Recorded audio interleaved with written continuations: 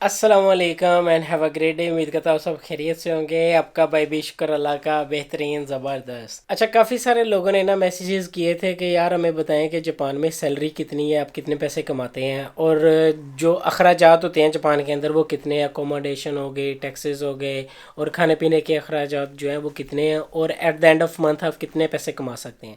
तो इस वीडियो में सारी डिटेल के साथ हम बात करेंगे और एक छोटी सी राइड पे चलेंगे। ड्यूरिंग राइड सारी बातें होंगी और मैं आपको सारी एक्सप्लेन करूंगा और आपको सिटी की थोड़ी सी सैर भी करवाऊंगा। तो बड़ा मज़े का ये मोटो व्लॉग होगा। आई होप कि आप इंजॉय करेंगे। तो let's go to the ride. हाँ जी, तो तैयारी शारी हो गई अपनी, अभी निकलने लगे हैं। हाँ जी, तो मैं आज आपको बताता हूँ कि जापान में रहते हुए आप एक महीने में कितने पैसे कमाते हैं, सैलरी कितनी है। एक्चुअली जो एवरेज सैलरी होती है ना जापान के अंदर, वो एज पे डिपेंड करती है और काम के हिसाब से डिपेंड करती है। मतलब कि जैसे कि पाकिस्तान में जो ज़्यादा जनरेशन है ना वो यंग है ना, तो मैं उसी को मद्देनज़र रखते हुए यंग जनरेशन के हिसाब से आपको सैलरी बताता हूँ। अच्छा, मैं आपको जापानीज़ येन का बता रहा हूँ, लेकिन जापानीज़ येन जो है ना वो उसका रेट जो है ना पाकिस्तानी रुपीज़ के हिसाब से 1.5 है ऑलमोस्ट। तो ये ऊपर नीचे होता रहता है, तो आप बाकी कैलकुलेशन आपने खुद ही करनी है। जापान के अंदर जो एक एवरेज पर्सन है ना जो 30 ईयर से कम है, जिसकी उम्र 30 साल से कम है, उसकी एवरेज सैलरी जो है ना वो तकरीबन 30 मान यानी कि 3 लाख जापानीज़ येन होती है।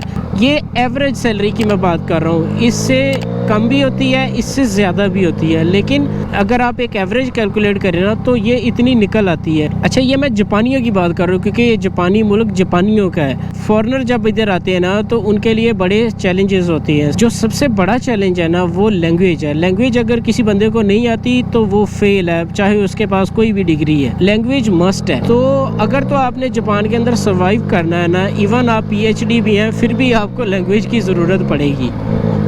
बेशक आपको जॉब मिल जाए, PhD को मैं ये नहीं कहता कि जॉब नहीं मिलती या कोई हाईली मतलब कि स्किल्ड पर्सन है उसको जॉब नहीं मिलती, ऐसा नहीं है। एक्चुअली उनको जॉब मिल जाती है, लेकिन उसके लिए उनके सामने भी बहुत बड़े बैरियर्स होती हैं। लैंग्वेज बैरियर होता है, फिर उसके अलावा और काफ़ी सारे जो उनको टास्क दिए जाते हैं ना उनमें उनको जापानियों की ज़रूरत पड़ती है, जो कि सारे तो इंग्लिश नहीं ना बोलते। तो इसलिए जापानीज़ लैंग्वेज जो है वो एक्सट्रीमली कंपल्सरी इन जापान। एक तो चीज़ होगी ये। अच्छा, जो 3 लाख मैंने सैलरी बताई है ना वो डिपेंड करता है बंदे के काम पे। अब एक बंदा ऑफिस में बैठा है, वो इतना स्किल पर्सन है, वो उसकी जॉब जो है वो इसी हिसाब से है, उसको सैलरी जो है वो ज़्यादा भी दे देते हैं। अब एक बंदा फैक्ट्री के अंदर काम कर रहा है और उसका काम बड़ा सख्त है, वो हार्ड वर्किंग काम है, उसके लिए उसको मेहनत करनी पड़ती है। तो मैं गारंटी देता हूँ कि जो बंदा फैक्ट्री के अंदर हार्ड वर्किंग काम कर रहा है ना, मतलब कि सख्त काम कर रहा है, उसकी सैलरी ऑफिस में बैठे हुए बंदे से ज़्यादा होगी।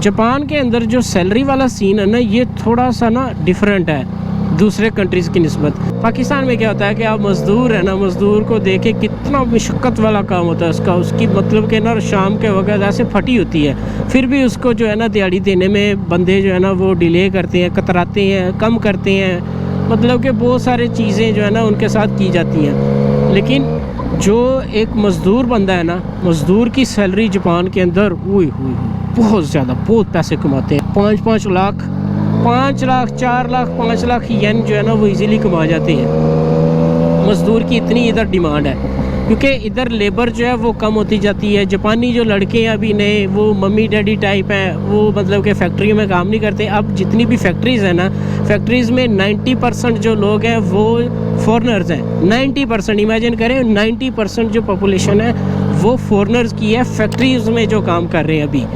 तो वो वाली जो लेबर है वो तो इधर बड़े पैसे कमा रही है। तो जो ऑफिसेज़ वाले हैं वो भी पैसे कमाते हैं, ये नहीं कि वो नहीं कमाते, उनकी भी सैलरी ठीक होती है। तो सारी चीज़ें जो है ना ये डिपेंड करती हैं काम के हिसाब से। तो एवरेज सैलरी जो मैंने कैलकुलेट की है वो 30 मान की एवरेज है। अब इससे ज़्यादा भी होंगे और कम भी होंगे।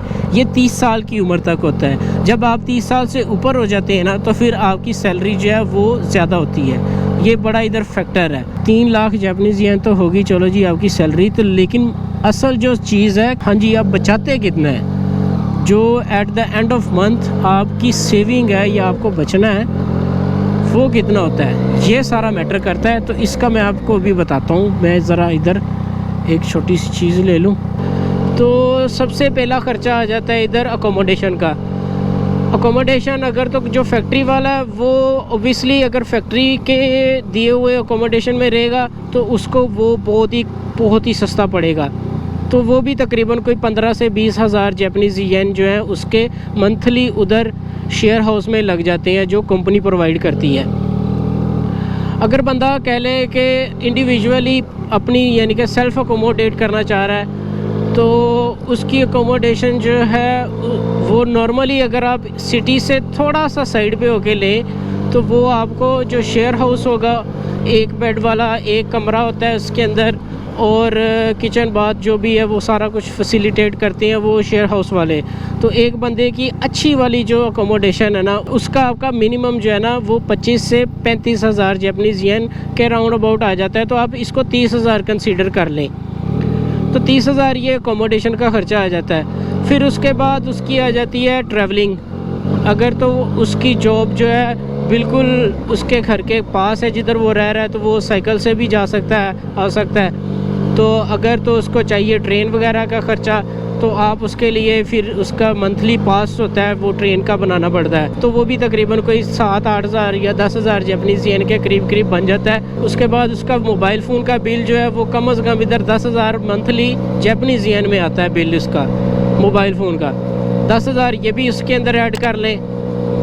फिर उसके अंदर आ गया जी उसका फूड। अगर तो वो खुद बनाएगा, खुद कुकिंग करेगा, सारा कुछ करेगा, ग्रोसरीज़ वगैरह खुद परचेज़ करके लेके आएगा तो उसका फिर भी जो है ना मंथली 30 हज़ार जापानीज़ येन ईज़िली लग जाएगा। अब आप कैलकुलेट कर लें 30 60 और 10 70 और 10 80 हज़ार जापानीज़ येन ये इसका बंदे का ख़र्चा होता है। तो ये तो हो गया आपका ख़र्चा।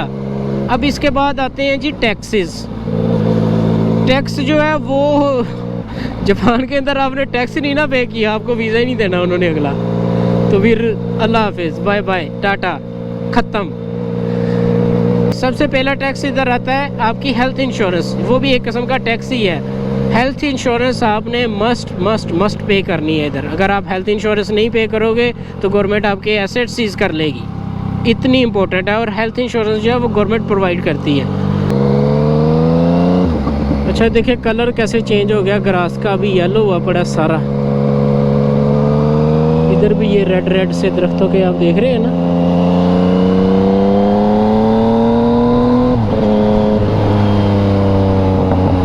तो नॉर्मली जो होता है ना हेल्थ इंश्योरेंस, जो कंपनी के वर्कर्स होते हैं ना पक्के, उनको 50% जो कंपनी होती है वो पे करती है और बाकी 50% जो है वो आपने खुद पे करना होता है। जो हेल्थ इंश्योरेंस होती है ना वो आपकी सैलरी के हिसाब से कटती है। अगर आपकी सैलरी ज़्यादा है तो हेल्थ इंश्योरेंस भी ज़्यादा होगी, अगर आपकी सैलरी कम है तो हेल्थ इंश्योरेंस भी कम ही होगी। 3 लाख जापानीज़ येन पे जो एक हेल्थ इंश्योरेंस पड़ती है ना वो तकरीबन 35 हज़ार जापानीज़ येन होती है। 35 हज़ार जापानीज़ येन आपने पे करने हैं और 35 हज़ार जापानीज़ येन कंपनी पे करती है।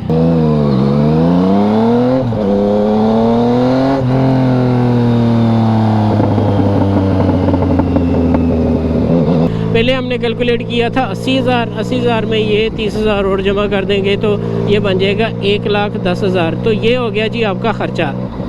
3 लाख जापानीज़ येन में से आपका 1,10,000 तो सीधा ख़र्चा हो जाता है। अब उसके बाद जो आपके हाथ में बचत आती है वो तकरीबन कोई 1,90,000 जापानीज़ येन ना करते हुए भी आपके बहुत सारे ऐसे अखराजात हैं जो निकल आते हैं। तो ये सीन है इधर। फिर भी अगर आप सारी इंटरटेनमेंट को भी कैलकुलेट कर लें कि जी मैंने इंटरटेनमेंट भी करनी है, सारा कुछ करना है, फिर भी आप 1.5 लाख जापानीज़ येन तो मस्ट बचा लेते हो। तो 1.5 लाख जापानीज़ येन को पाकिस्तानी रुपीज़ में कन्वर्ट करना है तो 1.5 आजकल जो इसका रेट चल रहा है उसके साथ मल्टीप्लाई करेंगे तो उसका रेट निकल आएगा। हाँ जी, तो ये था जी आज का व्लॉग। उम्मीद करता हूँ कि आपको आज की वीडियो पसंद आई होगी, और अगर पसंद आई है तो भाई को लाइक शेयर कमेंट, और अगर आपने चैनल सब्सक्राइब नहीं किया हुआ तो प्लीज़ सब्सक्राइब भी कर दें। Thank you so much for watching. इंशाल्लाह मिलते हैं नेक्स्ट व्लॉग में। अपना ख्याल रखिएगा। अल्लाह हाफिज़, सायोनारा, बाय बाय।